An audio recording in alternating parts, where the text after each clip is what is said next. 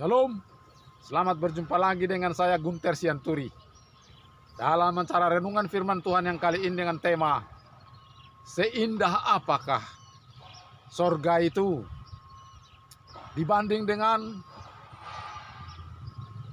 ngerinya api neraka. Saudara, ada satu ancaman dalam firman Tuhan, yaitu 2 Petrus pasal 3 ayat 10. Bahwa hari Tuhan akan tiba seperti pencuri, katanya. Pada hari itu langit akan lenyap dengan gemuruh yang dahsyat. Dan pada hari itu langit akan lenyap.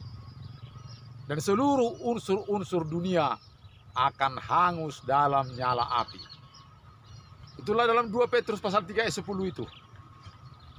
Artinya ada satu ancaman sekarang di dalam dunia ini kepada semua apa yang ada di sini, yaitu pembinasaan.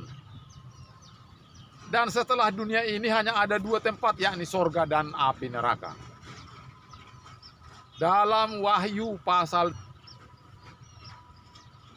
21 ayat 4, di sana dikatakan bahwa sorga itu atau Yerusalem baru itu turun dari sorga.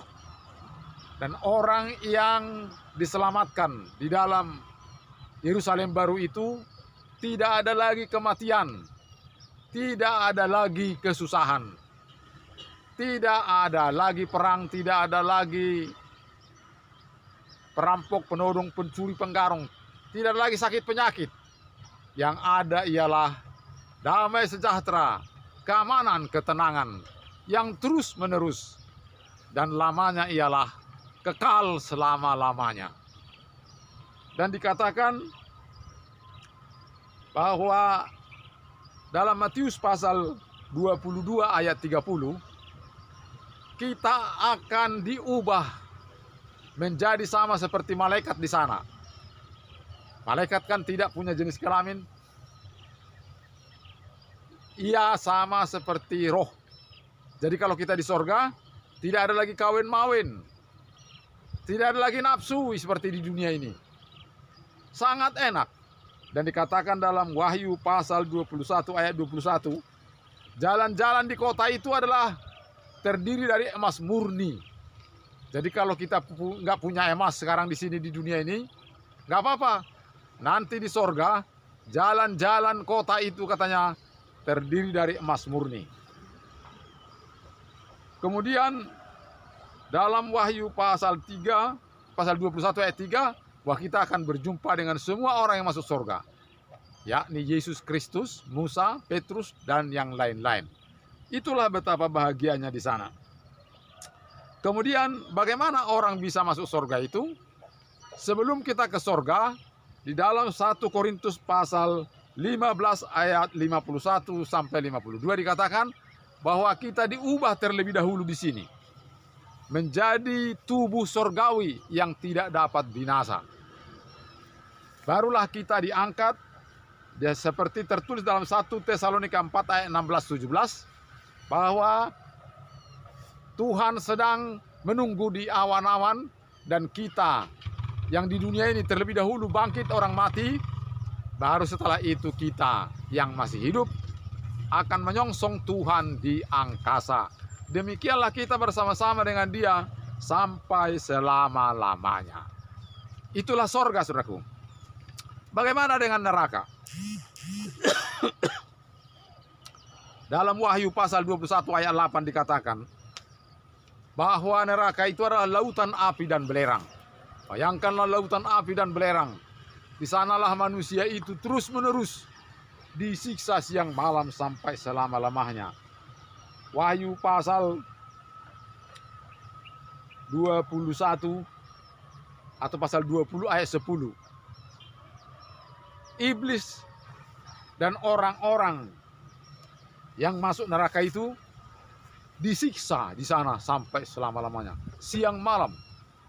Jadi tak ada lagi harapan bahwa mereka akan mengalami satu ketenangan. Terus menerus mereka akan mengalami susah. Dan sebelum diangkat ke surga, dalam Lukas pasal 23 ayat 32, mereka juga sudah mengalami satu kesengsaraan Karena akibat dari kesengsaraan itu mereka sampai berkata, hai gunung runtuhlah dan timbunlah kami. Tetapi gunung pun tidak runtuh dan mereka terus mengalami siksaan selama di dunia ini sampai mereka diangkat ke neraka.